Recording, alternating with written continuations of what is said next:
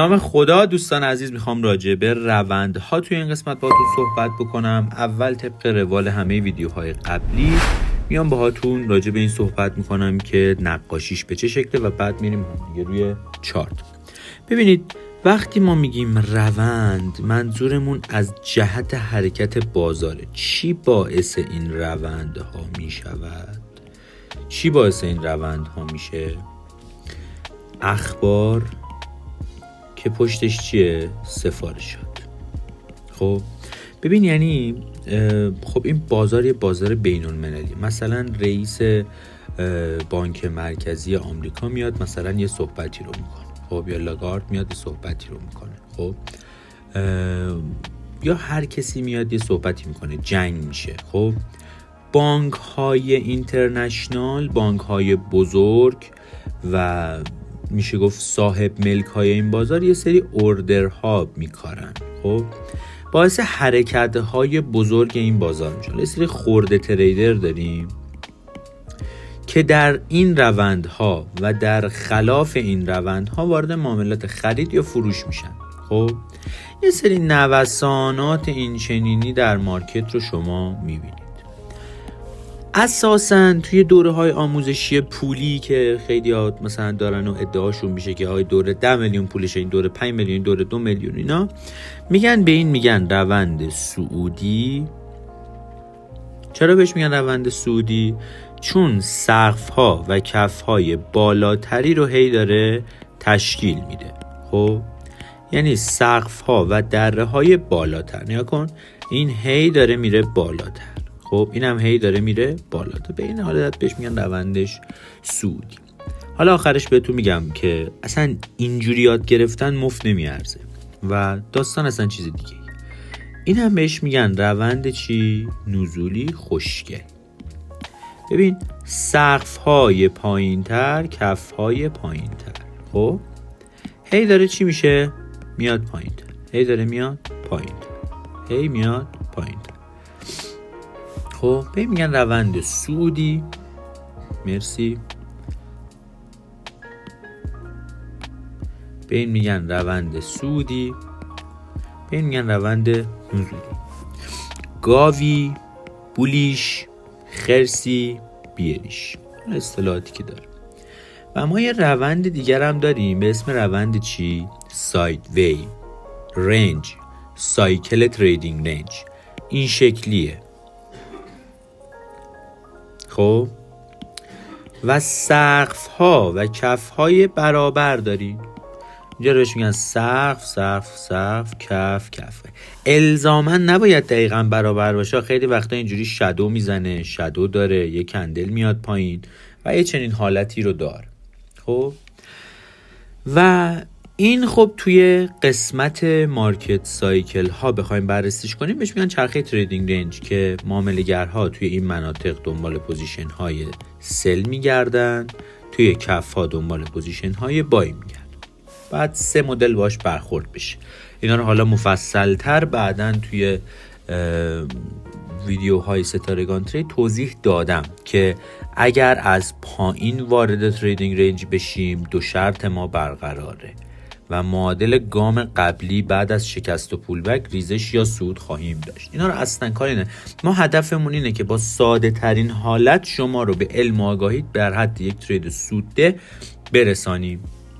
خب پس اینا رو بهش میگن روند صعودی، روند نزولی، روند رنج. حالا خیلی مهم میدونی چیه؟ درک بکنی مارکت این شکلیه. خب این شکلی و این شکلی و این شکلی و دوباره این شکلی. مارکتی که شما دارید هیچ وقت این شکلی نیست که شما نقاشی یا تو دوره های مختلف دارید میبینید برات قابل تشخیص باشه. این الان یک نمودار لاین چارت هست برای حالا مثلا اونس، خب مثلا گلد. خب این یک نمودار لاین چارت برای گلد. نگاه کن، یه روند صعودی قوی شکل گرفته. چرا قوی؟ فاصله سقف‌های قبلی از هم زیاده. میبینی فاصله سقف‌های قبلی از هم زیاده و این گپ زیاده. همچنان این روند صعودی قویه. چرا؟ این گپ زیاده. ببین این سقف قبلی، سقف جدید و میبینی سقف ها دارن به هم نزدیک میشن. اینجا من دارم چی رو میفهمم؟ ضعف روند. 3 تا موضوع برای من تو بحث کانتکست خوانی، آوای کندلی و روند که گل کار و تخصصی ترین قسمت دوره ستارگان ترید منه برام مهمه. ضعف روند، تغییر روند، روند قوی و شادوهای بلند در زمانی که میخواد ضعف روند اتفاق بیفته. عموما توی این منطقه شادوهای بلند میبینی، سایه های بلند. زمانی که آخرین کف متصل به آخرین قله با موج شکسته شد، تغییر روند اتفاق افتاده و این روند نزولی برای من شکل میگه. شاید اینجا بگی خب اینجا چرا روند صعودی نشده؟ چون موج اصلی ما نزولیه و هر برگشتی تا زمانی که این سقف با بدنه کندل نه سایه کندل، این حساب نیست، این تاییده، شکسته نشه، روند نزولیه. حالا که میدونم روند نزولیه، من دنبال پوزیشن های سل میگردم. تا کجا؟ زمانی که رسیدیم به یک سطح حمایتی، کف پایین تر نزده، آخرین سقف متصل با آخرین دره شکسته شد و حالا میگردم دنبال ستاپ های بای. اینا خیلی برای من مهمه. یعنی من هدفم اینه تو این دوره رایگانم نکات ریز زیاد بگم. اینا رو دارم بهتون میگم ولی تخصصی و خیلی زیادترش رو توی ستارگان گفتم و خب این نوید هم بهتون بدم. این بار فکر نمی کنم دیگه الان خیلیاتون بعد این دیدن این دوره به من گفتین میخواین تو دوره ستارگان ثبت نام بکنین. فعلا هیچ ثبت نامی نداره، شاید هم ثبت نام ستارگان ترید برای همیشه بسته بشه و یک آپدیت 2023 از دوره آموزشی من به اسم تریدر آلفا بیرون بیاد. اگر اومد خودم اطلاع رسانی میکنم. اگر حوصله‌ام گرفت دوباره 50-60 ساعت آموزش ضبط بکنم اطلاع رسانی میکنم. فعلا به همین بسنده بکنید چون با همین محتویات ببین پولی که نیادین. من میگم اینا رو یاد بگیری میتونی به درآمد برسی. حالا برای درآمد بیشترت بیا دوره پولی بخر. اگر آموزش‌های رایگان من تونستی پول در بیاری، تونستی موفق بشی، یعنی من یه مدرس به درد بخور هستم خب و ارزش دارم دوره پولیم رو بخر. اگر نه وقتت رو هزینت رو تلف نکن. بریم سراغ چارت. همین مقدار در حدی که تو بتونی روند خوانی کنی کفایت. خب حالا بیا با هم دیگه این روز که من این معامله سل طلا رو من از اینجا وارد شدم تا اینجا، اینو من گرفتم. خب این فوق العاده است. تقریبا $7,000 برای من سود ایجاد کرد. حالا بیاییم با هم دیگه صحبت بکنیم ببینیم این روند درک کردن رونده چه کمکی به من میکنه. قشنگ از این پایین میایم با هم دیگه نگاه میکنیم. ببین خب روز معاملاتی من از اینجا شروع شده. خوبه؟ اینجا روند من چیه؟ روند من نزولیه. کجا روند من صعودی میشه؟ سقف اینجاست. شکسته شد، پول بک. هر ستابی از اینجا به من بده برای بای. ستاب یعنی چی؟ دستورالعمل هایی که روی چارت میبینم مثل اینجا، خب که یک سطح COP داینامیک شکسته شده، سقف به سقف شکسته شده، یک ستاب فوق‌العاده برای من ایجاد شده برای سل کردن. به این میگن ستاب. خب از اینجا به بعد من دنبال پوزیشن های بای میگم. با سقف زده میشه، دوباره سقف زده میشه، بای تا زمانی که کف شکسته شد. حالا از اینجا دیگه همه برگشتا تا این بالا هم میتونه برای من حکم پول بک داشته باشه. میدونم از اینجا به بعد که این شکست اتفاق افتاد اینجا برای من چه حالتی ایجاد کرد؟ تریدینگ رنج. خب من میتونم روی این کف ها بایی بگیرم، روی این سقف ها سل بگیرم. پیشنهادم بهتون اینه اگر آماتور هستی توی تریدینگ رنج هیچ گونه معامله ای رو انجام ندید. هیچ گونه معامله ای رو انجام ندید. خب حالا ما میگیم آقا مگه نگفتی اینجا تریدینگ رنجه؟ آخرین کف من اینجا کجاست؟ آخرین کف اینه. در تایم فریم 3 دقیقه آخرین کف اینه.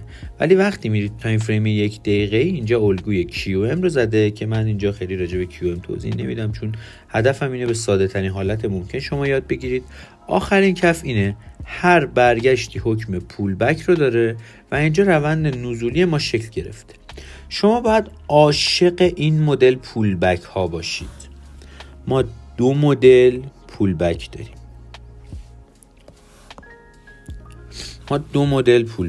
این یه سطح، یه پول بک داریم این شکلی میره بالا و شما اینجا سل میکنی و SL میخوری قاطعیت. یه مدل پول بک داریم این شکلی میره بالا، خب، و اینجا شما سل میکنی و TP میخوری قطعا. این دوتا پول بک خیلی با هم فرق داره. اینو بهش میگن پول بک سری، اینو بهش میگن پول بک فرسایش. من این اسما رو گذاشتم روش، خوبم جواب میگیری با اینا. پول بکی که اینجا داریم چه مدل پول بکیه؟ پول بک فرسایش. خب و اصلا گل کار همینه، پول بک فرسایش. حالا که فهمیدی روند نزولیه و این داره بر میگرده تا زمانی که این سقف زده نشه و اسل نخوری، تمام این برگشت حکم پول بک رو داره. شما در ویدیوهای قبلی چیزی رو یاد گرفتید به اسم مقاومت استاتیک 1 2 و 3. به چی میگن PRZ؟ توضیح دادم. PRZ جایی که چندین گواه معاملاتی برای سل داشته باشم یا برای بای داشته باشم. اینجا اولین گواه من چیه؟ این موج شکست قوی و روند نزولی که بر اساس روندخوانی بهتون آموزش دادم. ریخته، پول بک کاهشی ما، مقاومت داینامیک ما. 3 تا گواه داریم، پس من اینجا قطعا وارد میشم. ریسک به ریوارد بالا 1 به 5 6 7 8 9 10. قشنگ ریسک به ریوارد 1 به 10 رو داره و به نظر من خیلی قابل قبول. چون هدفم اینه در این مینی دوره تقریبا جامع درس بدم منظور چیه از ریسک به ریوارد. راجع به این خیلی توضیح میدم. من به ازای $100 که ریسک میکنم $1000 سود کردم، یعنی نسبت ریسک به ریوارد من 1 به 10. به ازای $100 که ریسک میکنم $300 سود کردم، نسبت ریسک به ریواردم 1 به 3. اینا کسر دیگه، خیلی ساده است. خب و این میشه از بحث روند. حالا نیا کن، بیا باز با هم ادامه روند رو بریم. اینجا روند من نیا کن با شادو اومده. خب شادو وقتی زده و برگشته به شادو دیگه کلوز بالاتری رو برای من نزده، من این رو به عنوان شروع روند صعودی نمیگیرم، این رو برای جمع کردن استاپ های بالای این ناحیه میگیرم. چرا؟ اینجا وقتی صعودی میشه همه میگن بخریم میخواد برگرده بره بالا، میاد استاپایی هم که اینجا هست و سل کردن به امید ریزش بیشتر جمع میکنیم، منطقه فوق‌العاده است برای ریزش بیشتر. حالا بریم باز یه مقدار راجع به روندها بیشتر توضیح بدیم. کجا روند من صعودی میشود؟ نگاه کن، قشنگ دقت کن. این که روند چیه کاملا اینو بهتون کامل دیگه بلد. این روند چیه؟ روند چیه؟ کاملا روند نزولیه. خب روند نزولی. کجا روند صعودی میشه؟ در این شکست آخرین سقف من اینجاست. بعد از شکست و پول بک به این شروع روند صعودیه. یادتونه گفتم این نقاشی ها رو براتون میکشیدم، میگفتم چارت این شکلیه، اینی که هی براتون تو دوره ها میگن نیست، چون واقعا باید یاد بگیری با قدم به قدم با چارت بری جلو و حواست به چیزی که بهت گفتم باشه. زمانی که میخواد روند عوض بشه سایه های بلند رو شما در نزدیکی اون خواهید دید. روند صعودی ما شکل گرفته، سقف برابر یعنی بالا نزده. زمان تغییر رونده، کجا روند ما میشکنه؟ آخرین کف ما، شکست، پول بک و حرکت دوباره نزولی. این نیاز به تمرین داره، نیاز به تکرار داره. من الان براتون کلی مثال راجع به روندها میزنم، خب ولی دوست دارم برین تمرین بکنین. به خدا اینا رو ازتون کلی پول میگیرن که بخوام همین چیزای ساده رو بهتون درس بدم. چجوری میشد این بای به این خفنی رو بگیریم؟ آقای خسرویان شما تو گذشته بازار فقط انقدر قشنگ درس میدی، توی لایو هم میتونی اینجوری بگی بالغ بر 500 لایو ترید روی حساب‌های ریل من در پیج خسرویان اینستا وجود دارد و شما میتونید برید اون رو ببینید و کامل براتون مستند بشود. حالا بر اساس این ترندی که شکل گرفته، ببینید اینجا من میخوام اون بایه رو بگیرم. چجوری باید بگیرم؟ آقا اولین کاری که میکنم چیه؟ اول روز میخوام براتون بررسی کنم روند نزولی کجا شکسته شد. اینجا روند من شکسته شد، روند صعودی شکل گرفته. اینجا کف شکسته شد. این پول بک چیه؟ پول بک سریعه. سل بگیرم استاپ میخورم، خب میذارم بره. کف کجا شکسته شد؟ اینجا کف من شکسته شد. پول بک چیه؟ فرسش. سقف به سقف دارم؟ نه، پس نمیگیرم. اجازه میدم روند نزولیش رو شکل بده. حالا شما در ویدیوهای قبلی چی یاد گرفتین؟ در ویدیوهای قبلی مقاومت استاتیک و داینامیک خودتون رو یاد گرفتین، خب و میدانید که 1 2 3 اگر نشکنه برگرده بهش چی ایجاد شده؟ یک کانالی که این شده صعود، این شده اصلاح و این صعود هم در پیش دارد. این عجب الگوهای کلاسیکه و کار نداریم. شما صرفا میخوایم ببینید با روند چجوری میشه گرفت. مگه روند ما اینجا نزولی نیست؟ کجا صعودی شده؟ سقف شکسته شد. مگه سقف به سقف داینامیک هم نداریم؟ بگیر حالشو ببر. هدفم میدونید چیه؟ هدف من اینه که بدانید با محتوای خیلی کم و آموزش سالم و به درد بخور میشه ترید های موفقی رو انجام داد. الان شما اینجا رو ببین. روند ما الان اینجا چیه؟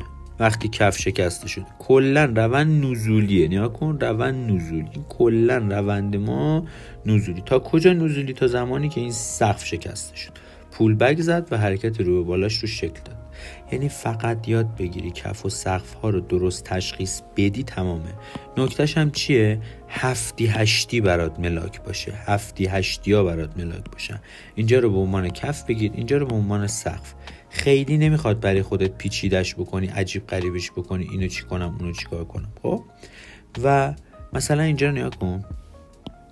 اینجا الان روند صعودی خیلی قوی شکل گرفته. صعودی آخرین کف اینجا شکسته شد.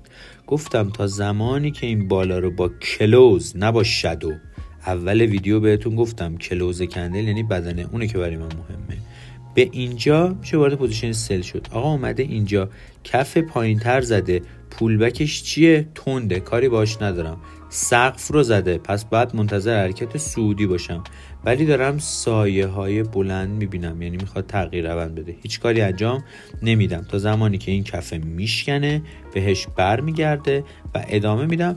مطمئنم هستم تیپیم رو زده، تمام شد و رفت. اینه قدرت روندخوانی اصولی. اینه شما ببین یک کفیه اینجا، خب شکسته شده، ادامه روند نزولی همچنان نزولی. هیچ جا برای من یه سقف درست حسابی برای من شکسته نشده. نیا کن، روند همچنان نزولی شکسته شد. آهوین 8 نیا کن، شکسته شد. حالا اینجا رو ببین، اومده سقف نزدیکتر نزده، کف شکسته شد، هر برگشتی حکم پول بک داره، سایه شده، سایه رو با کلوز رد نکرده، همچنان برای من معتبره و روند ریزش. امیدوارم از این نکات استفاده بکنید. نکات ارزشمندیه، نکاتیه که به کار میاد و من مثلا به عنوان یک معامله‌گر من اینجا رو بهش میگم آقا، اینجا رو بهش میگم یک تریدینگ رنج کثیف. خب جایی که 2 تا کف اینجوری، 2 تا سقف، خب هی بهت فرصت معاملاتی میده. یک معامله‌گر درست حسابی سعی میکنه این تریدینگ رنج شکسته بشه، پول بک بزنه و معادل این حرکت ازش سود بگیره.